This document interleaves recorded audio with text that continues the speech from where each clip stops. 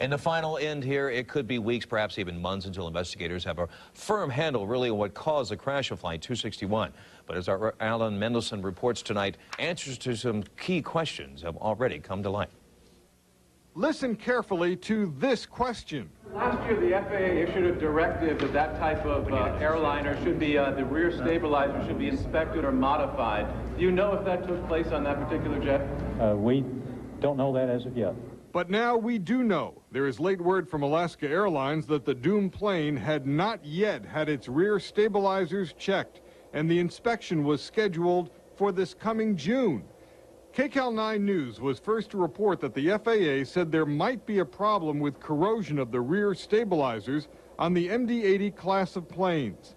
Last May, the FAA gave the industry 18 months to look for the problem and fix it. It's a must-do. It's not a suggestion. You have to do it, and you have to do it within that window, or you violated federal regulation and you've committed a crime. The 18-month window has not expired yet, so Alaska Airlines has not violated any law. We also know that the ill-fated plane had only minor problems during its 7 years of service up until the crash.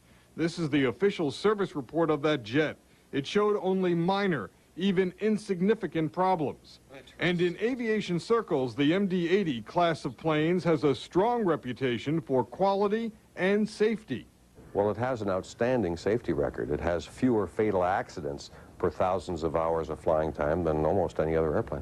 But to keep aviation as safe as it is, the industry will want to know what went wrong and how to fix whatever problem there might be. The two clues getting the most attention are reports that the pilots had a problem controlling the stabilizers on the tail of the plane, and that order from the FAA to airlines to inspect all planes of this type for possible corrosion of the stabilizers. Aviation attorney Baum Hedlund expects airlines will now report on the inspections that have been completed. Yes, and I think they're all going to have to reveal that just to get confidence back in the public, or find out that that was not the cause, which, would do it too. There's a lot at stake here because more than 1,000 of the MD-80 class of planes are in service around the world. U.S. carriers use about 700 of the MD-80 class of planes. American is the biggest single user of that plane. Boeing has told us it believes the MD-80 class of planes will continue to be found safe, efficient, and popular. Alan Mendelson, KCAL 9 News.